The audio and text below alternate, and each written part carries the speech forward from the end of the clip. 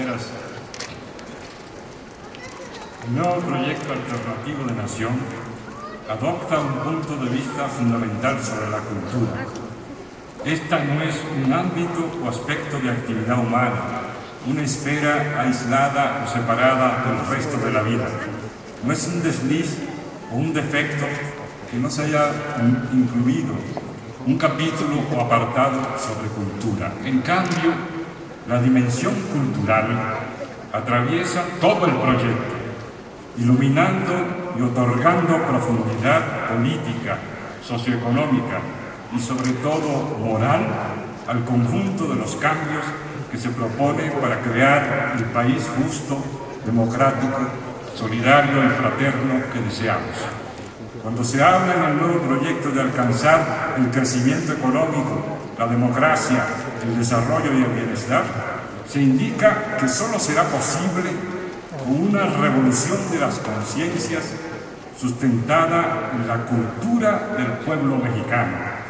Cuando se aborda la cuestión de la nueva institucionalidad y la participación ciudadana, todo ello se enmarca en la necesidad de cimentar una nueva cultura democrática. La nueva visión de los derechos humanos se expresa como el reconocimiento de derechos culturales fundamentales actualmente ignorados o abiertamente violados en nuestro país.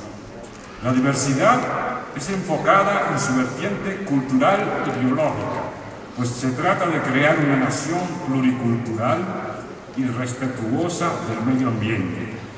La modernidad alternativa que se postula en el proyecto supone avanzar hacia la descolonización del pensamiento, fundada en la riquísima cultura mexicana y latinoamericana. La cultura en el nuevo proyecto está asociada también a la creación y ampliación constante del espacio de lo público, hoy cada vez más privatizado o reservado para las élites, como el ámbito de la pluralidad de los mexicanos. Incluso reconstruir la política exterior es indisociable en el proyecto de los objetivos de descolonización y liberalización política, económica y cultural que han sido el anhelo de los países del sur. Y esta misma perspectiva alienta casi todos los otros temas tratados, abordados en el proyecto. En suma, el proyecto alternativo configura una vasta y profunda propuesta de cambio cultural y moral, indispensable para rescatar a México del desbarajuste a que lo han conducido las políticas neoliberales y los corruptos gobiernos que hemos padecido. Y con el fin supremo de que, recordando a Benjamin, los documentos y testimonios de cultura dejen de ser para siempre documentos o testimonios de barbarie. Advierto las novedades del proyecto en otros aspectos. Esta es, desde luego, la cultura, arte, pensamiento, creación individual. El propósito del proyecto es garantizar la plena libertad de creación y establecer todos los incentivos necesarios para que el nuevo país sea escenario de un máximo despliegue del pensamiento y la imaginación. Pero también, y sobre todo, la cultura es creación colectiva. Los grupos humanos construyen cultura material e inmaterial mientras se construyen como comunidades espirituales y morales. De ahí que el proyecto se sostiene en uno de los campos de la creación cultural más trascendentales, el de lo ético, lo moral. Como lo ha recordado el maestro Sánchez Vázquez, un referente de congruencia ética para todos nosotros, en toda sociedad, por lo común, operan proyectos morales en disputa. En el México contemporáneo se enfrentan fundamentalmente dos: un proyecto oligárquico, especie de nueva teología mercantil que nos propone centrar toda la vida humana en los principios que derivan del afán de lucro, la acumulación de riqueza y el logro del éxito material a cualquier precio. Y por el otro, un proyecto moral popular fundado en principios de solidaridad, reciprocidad, reconocimiento del otro y sentido de responsabilidad colectiva con el prójimo, fundamentalmente. En especial, durante el período en que ha imperado el modelo neoliberal, el primero, el oligárquico, se ha propuesto desplazar al popular. Este es un gran peligro para nuestra nación. El proyecto oligárquico nos propone centrar la vida del país en los fríos y devastadores valores del dios mercado. La soberanía y hasta la dignidad del país deben ser ofrendados en su piedra de sacrificio. Luchar contra estos antivalores que han comenzado a arraigarse en ciertas capas sociales configura el tamaño del reto que los mexicanos de bien tienen por delante. Es difícil concebir transformaciones significativas sin plantear cambios éticos, morales e intelectuales. Por eso es tan acertado que el nuevo proyecto alternativo de nación los coloque como uno de sus ejes, en sintonía con la insistencia de Andrés Manuel López Obrador en la importancia que reviste.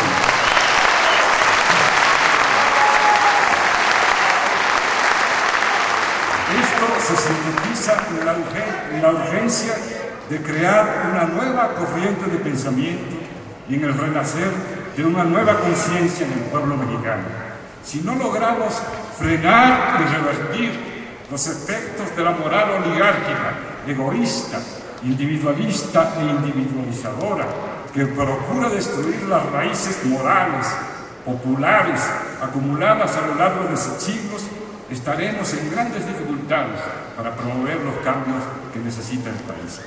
Esta es entonces una propuesta de una verdadera transformación del país. Pero cuidado, no se trata de simple moralismo. La crisis moral que sufrimos tiene raíces concretas, políticas y materiales, en las prácticas económicas sin regulación ni control social, monopólicas e incompetentes, en la organización institucional que permite y hasta promueve ciertos comportamientos públicos que influyen en las conductas privadas, como la rapiña, la irresponsabilidad y la impunidad convertidas por el poder en ramas de las bellas artes. En la manera en que se va tornando la educación del país en oficio de mercaderes y fuente de poder de caciques, mientras se deja a la mayoría de nuestros jóvenes a la deriva, se soslaya la responsabilidad constitucional de asegurar una educación de calidad para todos y en el colmo de la estulticia se apuesta al poder educativo de las telenovelas.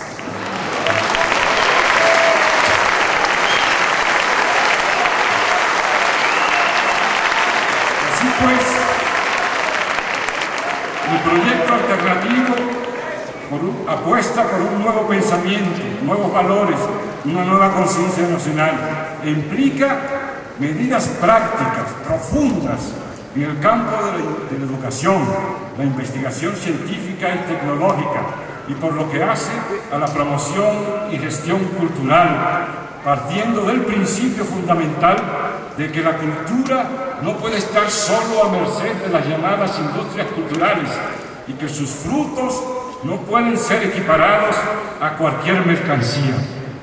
Concuerdo, por tanto, con la idea de que conforme se despliegue el nuevo proyecto, que es una propuesta en constante construcción, se debe convocar a todos los involucrados en la educación pública, el arte y la cultura, para analizar, debatir y conformar un específico proyecto alternativo de la educación y la cultura nacional.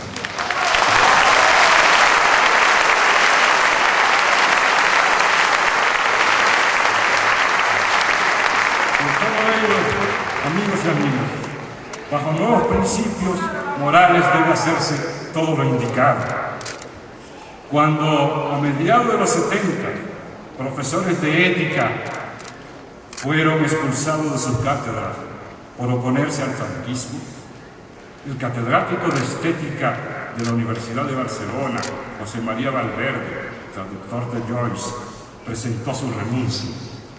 Por toda explicación, pronunció la frase que le alcanzó la fama: nula estética sin ética. No hay estética sin ética.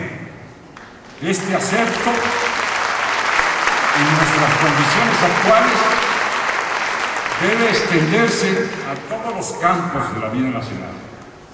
No hay verdadera economía, ni política, ni cultura sin ética.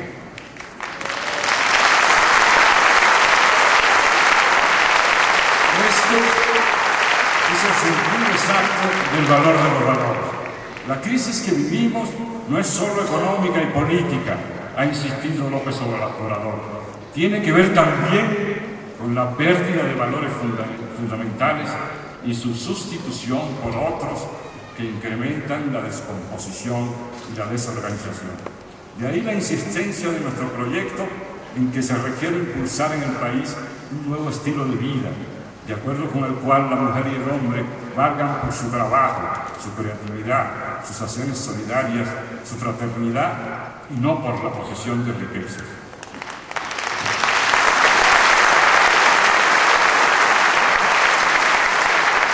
La enorme reserva de lo mejor de nuestra historia hay que recogerla para regenerar la vida pública en el país. Tommy Douglas, político canadiense que introdujo el sistema de salud pública universal en su país, tan formidable que hoy día aún está vigente, dijo las siguientes palabras: la medida del valor de un gobierno no es solamente el Producto Nacional Bruto, tampoco el equilibrio de la balanza internacional de pagos. No está solamente en la cantidad de reservas de oro, de dólares, diríamos hoy. Seguramente el valor de un gobierno está en lo que hace por su gente.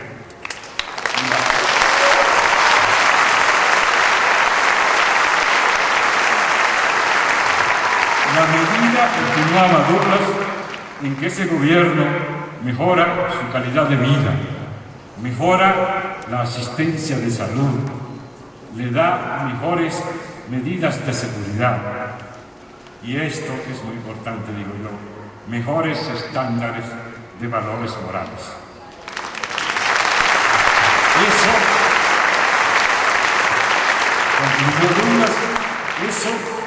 Eso es lo que hace grande a la nación. Y ese, digo yo, es también el propósito del nuevo proyecto de nación. Muchas gracias.